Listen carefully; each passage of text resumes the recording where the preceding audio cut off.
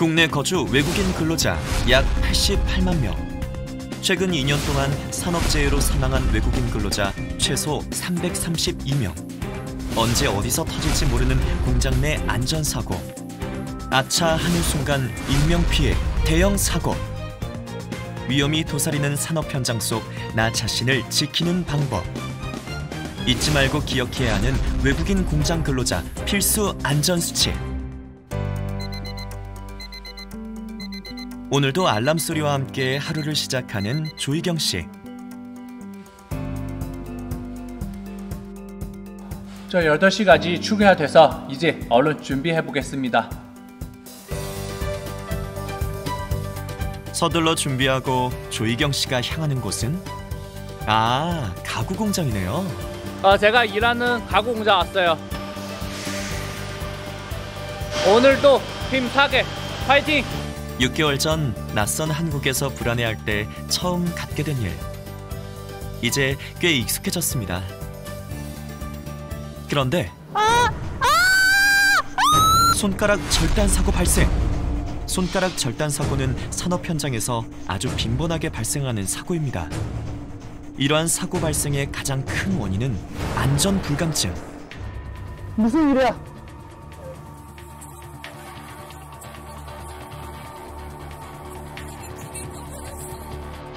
지금 당장 대처를 하지 않는다면 미키 씨는 영영 손가락을 잃을 수 있어요. 주변에 있는 조희경 씨의 대처가 아주 중요한 상황입니다. 이럴 땐 어떻게 해야 하죠? 손가락 절단 사고의 경우 일단 병원에 갈 때 떨어져 나간 것들 중 미세한 조각 하나도 빠짐없이 모두 챙겨서 가져가야 합니다. 그리고 과다 출혈을 막기 위해 출혈 부위를 압박붕대로 지혈하고 심장보다 높이 들어 올린 상태로 이동해야 합니다. 절단 부위는 가능하면 빨리 깨끗한 천에 싸서 비닐봉투에 넣은 후 이 비닐봉투를 얼음 주머니에 다시 넣어 차갑게 유지하여 보관해야 합니다.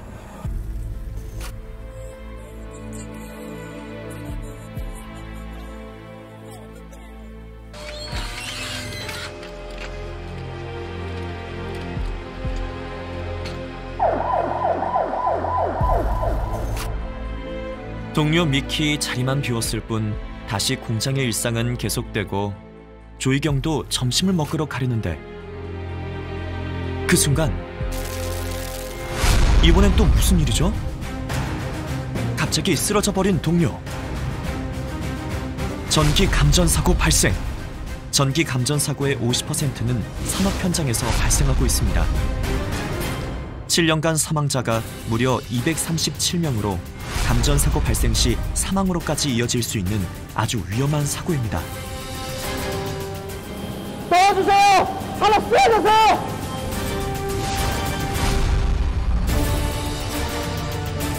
감전 사고가 발생한 경우 감전된 사람과의 직접적인 접촉을 피하고 전기를 먼저 차단합니다.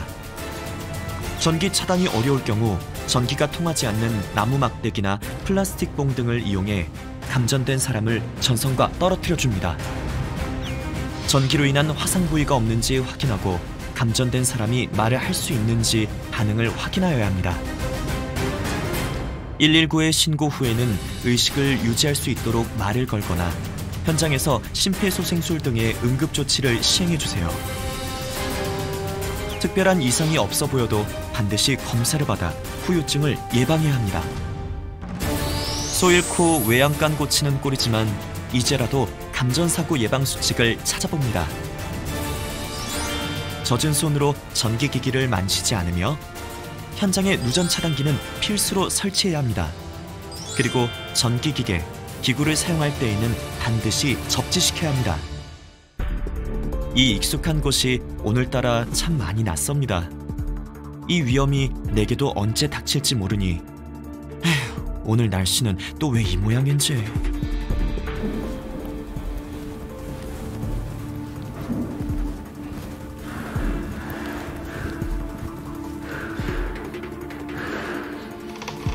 무슨 냄새지?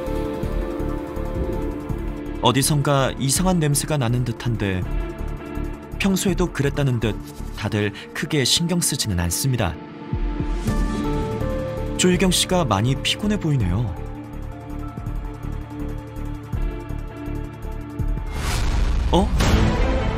유해 화학물질 중독 사고 발생!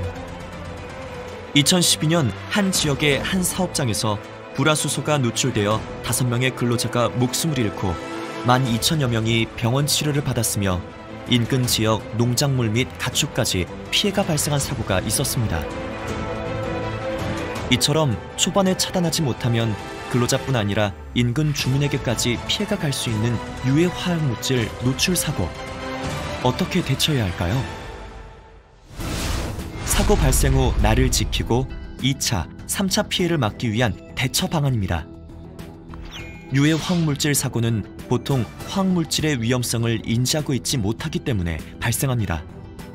작업 전 충분한 교육을 통해 물질의 유해성 정보와 안전 취급 방법은 반드시 알아야 합니다. 유해 화학물질 누출을 인지하면 크게 소리치거나 안내방송을 통해 주변 사람들에게 누출 사실을 알립니다. 119에 신고할 때는 상담 요원에게 화학물질의 이름과 누출량 등을 구체적으로 말해줘야 합니다. 화학물질의 이름을 모르더라도 색깔, 냄새, 증상 등을 구체적으로 설명해 주세요. 외부에 있는데 화학 누출 사고가 발생했다면 바람이 사고 발생 지역 쪽으로 불 때는 바람이 불어오는 방향으로 대피해야 합니다. 반대로 사고 발생 지역에서 내 위치 쪽으로 바람이 불 때는 직각 방향으로 대피해야 합니다. 사고가 외부에서 발생하고 실내에 있는 상황이라면 모든 창문과 문을 닫고 외부 공기가 통하는 에어컨, 히터, 환풍기 등을 끕니다. 차량 안에 있을 때 화학 사고가 났다면 즉시 창문을 닫고 내부 순환 모드로 전환합니다. 또한 에어컨, 히터를 반드시 꺼 외부 공기가 차량 내부로 들어오지 않도록 해야 합니다. 유난히 고된 하루. 설마 이런 날이 일상이 돼버리진 않을까.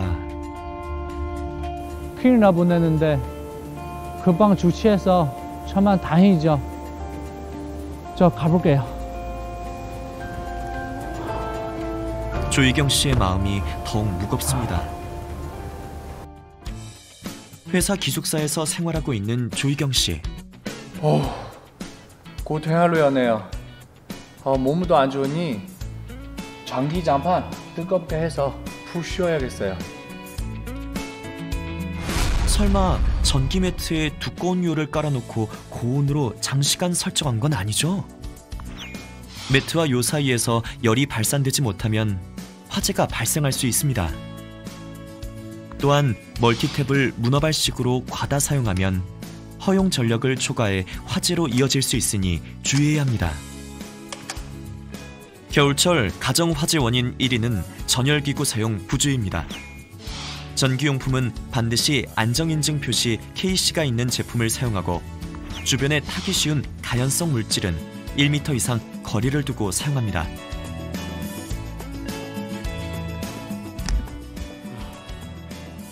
설마 내일은 아무 일 없겠죠?